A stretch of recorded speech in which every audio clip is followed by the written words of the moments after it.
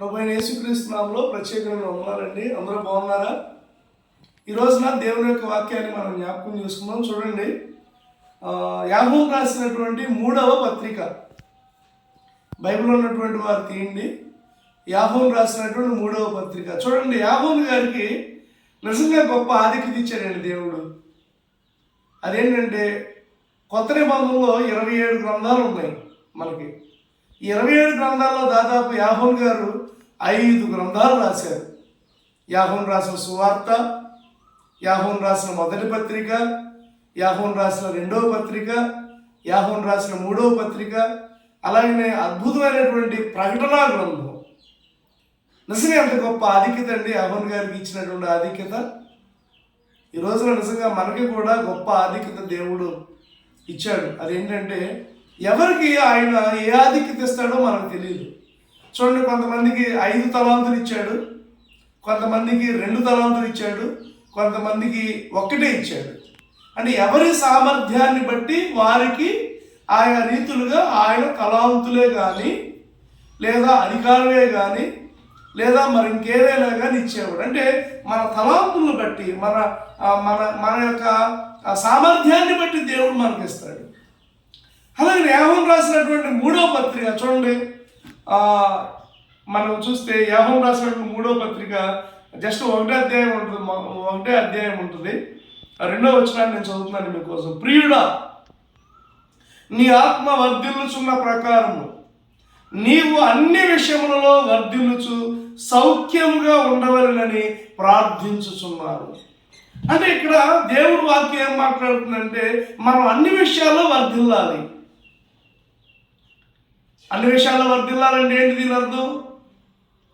అన్ని విషయాల్లో వర్ధిల్లాలంటే పిల్లలు గమనించండి, ప్రార్థనాపూర్వకంగా మనం వర్ధిల్లాలి. అంటే మనము మంచి ప్రార్థనాపరులు కావాలి. నిజంగా వాక్యం చెప్పేవాడు కాదు కావాల్సింది, దేవుడికి ప్రార్థన చేసేవాడు కావాలి. సాతాను ఎవరికి భయపడతాడంటే, వాక్యం చెప్పేవాడు కాదు, ప్రార్థన చేసేవాడికి భయపడతాడు. అంటే మన జీవితంలో పిల్లలు గమనించండి, ఈ యొక్క కార్యక్రమాన్ని వీక్షిస్తున్నటువంటి నీవు ఒక సేవకుడు కావచ్చు, లేదా ఒక సేవకురాలు కావచ్చు, లేదా ఒక విశ్వాసులు కావచ్చు, లేకపోతే ఒక సామాన్యమైనటువంటి ఒక సహోదరుడు కావచ్చు, లేదా సహోదరుడు కావచ్చు. మన జీవితంలో ఎక్కువగా మనం సంపాదించేటటువంటిది, వర్ధిల్లేది దేంటే, మనం ఆత్మీయంగా దేంట్లో వర్ధిల్లాలంటే ప్రార్థనలో మనం వర్ధిల్లాలి. అంటే ప్రార్థనలో మనం వర్ధిల్లటువంటి అర్థం ఏంటంటే, ఎక్కువ సమయం మనం ప్రార్థనలో చూడండి. ఇప్పుడు ఉదాహరణకి మన స్నేహితులు కానీ, మన బంధువులు కానీ ఎవరైనా మనకు కనబడినప్పుడు ఏమడుగుతారు? ఎరా ఎంత సంపాదించేవరా నువ్వు? ఎరా నీ పిల్లలు ఎలా ఉన్నారా? ఏంటి ఎంత సంపాదించావు, ఎంత అడిగేసావు అంటారు లేదా? అంటే బ్యాంక్ బ్యాలెన్స్ ఎంత ఉంది? లేకపోతే ఇప్పుడు ఉదాహరణకి పెళ్లి సంబంధానికి వెళ్తున్నామండి. పెళ్లి సంబంధానికి వెళ్తుంటే పెళ్లి కుమారుడికి పెళ్లి కుమార్తె కోసం వెళ్తున్నాం. చాలా మందిని అడుగుతున్నాం. వాళ్ళు అడిగేటటువంటి ఒక ప్రశ్న ఏంటంటే, అబ్బాయి ఎంత సంపాదిస్తున్నాడు, అబ్బాయి ఏం చేస్తున్నాడు, అబ్బాయి ఎలా ఉన్నాడు అనేది అడుగుతారు. ఎవరైనా సరే కామన్గా ఈ లోకంలో అబ్బాయి ఎంత సంపాదిస్తున్నాడు అని అడుగుతారు. అలాగనే మనం కూడా పిల్లలు గమనించండి, ఇది అంటే అది ఆధ్యాత్మికంగా తీసుకోవాలి. మనం రేపు రోజున ప్రభువుని ఎదుర్కోవడానికి వెళ్తున్నాం. మనం ఎవరు? ఇప్పుడు పెళ్లి కుమార్తె, పెళ్లి కుమారుడు ఎవరు? మన ప్రభు అయినటువంటి యేసుక్రీస్తు ప్రభు వారు. పిల్లలు గమనించండి, రేపు మనం ప్రభు దగ్గరికి వెళ్ళబోతున్నాం. కాబట్టి ఈ రోజున పిల్లలు గమనించండి, మనం రక్షణ పొందుకున్న తర్వాత చాలా మంది రక్షణ పొందుకొని 5 సంవత్సరాలు అవ్వచ్చు, 10 సంవత్సరాలు వచ్చు, 20 సంవత్సరాలు వచ్చు. కానీ నువ్వు రక్షణ పొందుకున్న తర్వాత ప్రార్థనలో ఎంతగా వర్ధిల్లావు?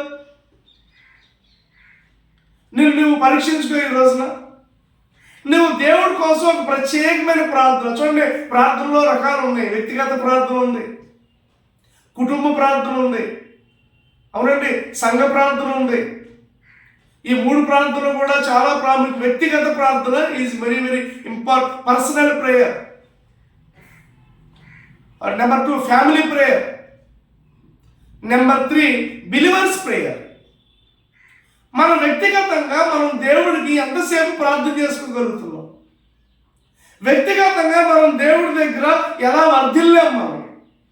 మనం ఈ రోజులు గమనించుకోవాలి. అంటే నీ వ్యక్తిగత ప్రార్థన ఎలా ఉంది?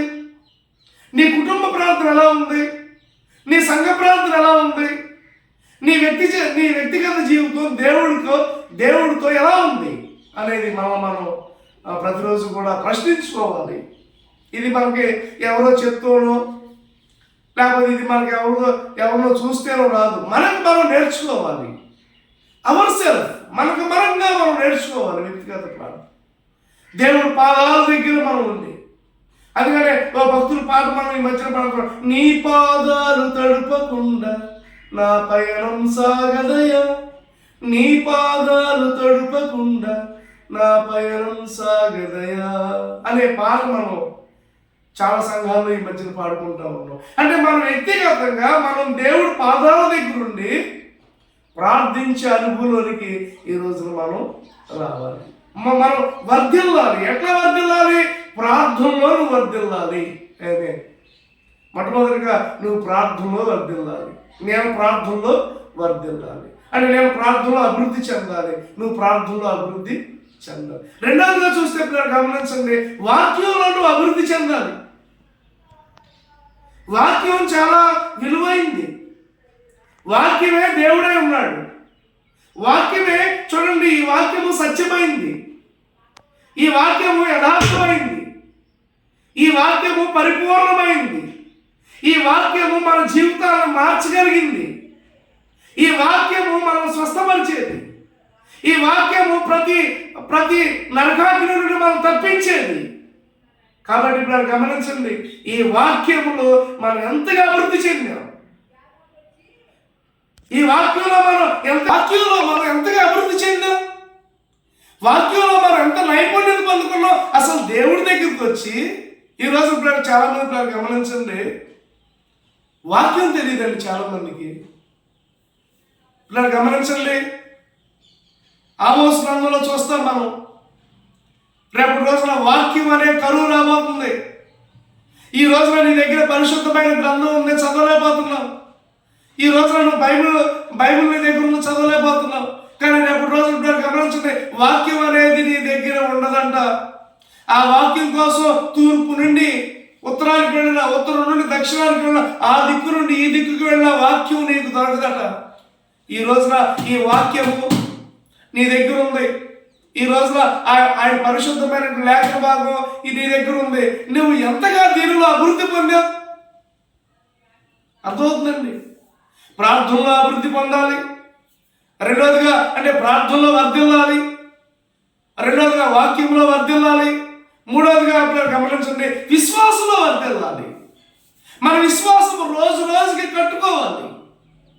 అందుకే చూడండి, యోధా రాసిన పత్రికలో కూడా ఉంటుంది, మన విశ్వాసాన్ని రోజు రోజుకి డెవలప్ చేసుకోవాలి. We need to develop our faith day by day. Every day we must develop our faith. Every day we must develop our prayer. Every day we must develop our study of the word of God. దేవుని వాక్యం చదవాలి, దేవునిలో మనం ఎదగాలి, దేవునిలో మనం గొప్ప చేయబడాలి. మన విశ్వాసము దినదినం కూడా వర్ధిల్లుతుందా? నిజంగా ప్రార్థనలో చాలా గొప్పది ఏంటంటే క్రైస్తవ జీవితంలో విశ్వాసం. అందుకని ఎబ్రీ పత్రిక 11వ అధ్యాయంలో విశ్వాసం లేకుండా దేవునికి ఇష్టలై ఉండుట అసాధ్యం. సో మనం దేవుడి దగ్గరికి వస్తున్నాం, దేవుడు ఎదుగుతున్నాం. కాబట్టి మనం 3 విషయాలు చెప్పాను ఈ రోజున. ప్రార్థనలో వర్ధిల్లాలి, ఓకేనండి. తర్వాత పిల్లలు గమనించండి, వాక్యంలో వర్ధిల్లాలి. తర్వాత విశ్వాసంలో వర్ధిల్లాలి. 3 విషయాలు ఈ రోజున నేను మీతో పంచుకున్నాను. నీవు కూడా ప్రార్థన చేయడం ప్రారంభించు. అది వ్యక్తిగత ప్రార్థన, కుటుంబ ప్రార్థన, సంఘ ప్రార్థన, what ever it may be. ప్రార్థనలో నీవు వర్ధిల్లు, దేవుడు నిన్ను ఉన్నతమైన స్థితికి తీసుకెళ్తాడు. ఆమేన్. వాక్యంలో నువ్వు వర్ధిల్లు, వాక్యం బాగా చదువు, వాక్యం బాగా ధ్యానించు. అందరూ ఏమంటారంటే వాక్యం చదవని అంటారు, కానీ నేను చదవను, నన్ను ధ్యానించాలి, మెడిటేటింగ్ చేయాలి దేవుడు. చదవటం కాదు. నో, ఇదేదో ఒక న్యూస్ పేపర్ కాదు. ఇది దేవుని వాక్యం. ఇది చదివితే దేవుడు నీ హృదయాన్ని చదువుతాడు. ఇది అర్థం ముందు మనం నిలబడినప్పుడు మన రూపురేఖలు, మన విషయాలన్నీ, అంటే మన శరీరము ఇవన్నీ కూడా కనిపిస్తూ ఉంటాయి. అలాగే మన వాక్యం చదువుతున్నప్పుడు మన పాపము బయటపడుతూ ఉంటుంది, మన రోగము బయటపడుతూ ఉంటుంది, మన అతిక్రమాలు తెలుస్తూ ఉంటాయి. వాటి ప్రభు దగ్గర ఒప్పుకొని పశ్చాత్తాపడుతూ ఉంటాం. డే బై డే మనం మార్పు చెందుతూ ఉంటాం. అలాగే మూడవదిగా విశ్వాసంలో అభివృద్ధి చెందుదాం గాక. ఆమేన్. God bless you. దేవుడు మిమ్మల్ని దీవించి ఆశీర్వదించును గాక.